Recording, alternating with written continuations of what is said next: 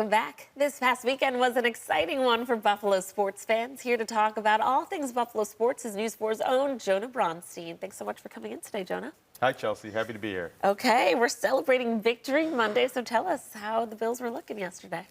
Well, the Bills, they're looking really good. That was one of the most impressive wins of the season against a team that had a winning record coming in, which the Bills hadn't done that quite yet this season. And now the Bills are running away with the AFC East division, probably on their way to their 5th division title with a 3.5 to 4 game lead over all the other teams. The Bills have 6 wins, and all the other teams in the division have 6 wins combined. So it's looking like one way or another there's going to be playoff football back in Orchard Park, especially with 5 of the last 9 games coming at home here down the stretch. Okay, that's exciting. So speaking of, the rest of the season, how are we expected to look?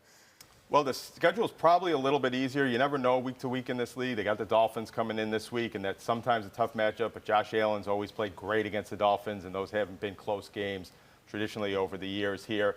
And with more home games and road games to come, there are tough games. They got the Chiefs on the road, or they got the Chiefs coming in here, and that's going to be really one of the biggest games of the season. But it's looking like if the Bills are 6-2 now coming into midseason, they're probably going to get to 11 or 12 wins by the end, and that's going to be enough to be one of the top teams in the AFC going into the playoffs. Well, you mentioned our favorite quarterback, Josh Allen, but how is he doing compared to other QBs in the league? Well, the big billboard has come down, but he's still, the face of the team and one of the faces of the league, playing like an MVP and putting his name into that MVP discussion. Didn't throw an interception all year until he threw his first one this past game in Seattle, but it didn't hurt the Bills, and he's still playing like the Josh Allen of old. Now, let's talk about the Sabres, because they've actually been doing well compared to last season. Yeah, the Sabres have come around of late. Coach Lindy Ruff, his style seems to be working well with this group. They've won 3 in a row in regulation. That's something they didn't do all of last season, and it took until February before they even won 3 games in a row. They've scored at least 4 goals in 6 consecutive games. That's something a Sabres team hasn't done in more than 30 seasons. And so it's really encouraging that they're playing well, they're getting good goaltending, they're scoring goals, and if they can keep this up, well, we might have playoff hockey in Buffalo this spring, which hasn't happened probably since you were a little kid. Yeah.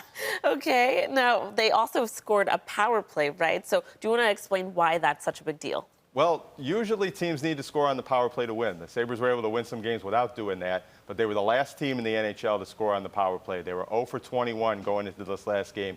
Finally, they got 1 more, but then they had 2 more power plays where they didn't score. So it's still something they're figuring out. But with the Sabres scoring all these goals at 5-on-5, if they can get that power play going, then they're really in good shape. And there's some signs that it could happen, but we're paying attention. They play again tonight. We're going to see if they can keep scoring on the power play in consecutive games. That would be quite the feat. Okay. All righty. We'll keep an eye on them. But let's move on now to college.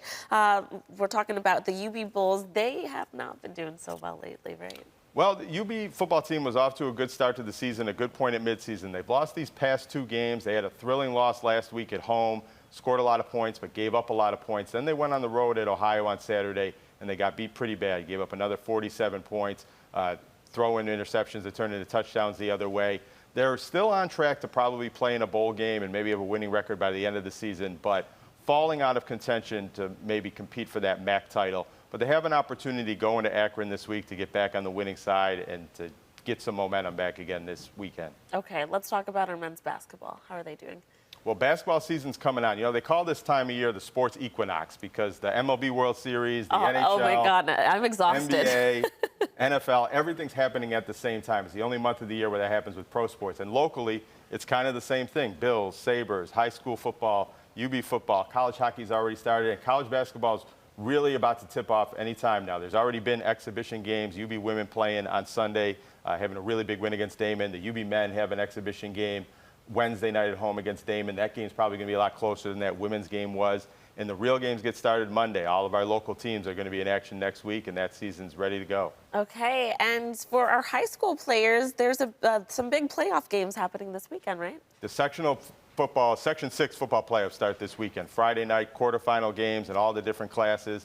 That's going to progress along to semifinals next week. And then November 14th and 15th, all the sectional finals will be at Highmark Stadium to determine all of our champions that are going to move on into the state playoffs. All righty. Okay. Big stuff happening in the world of Buffalo sports. Thank you so much for coming in and breaking it all down for us, Jonah. Viewers, if you would like to learn more about all of these stories Jonah mentioned, you can connect with him on Twitter and be sure to visit wivb.com/sports. Thanks again for coming in.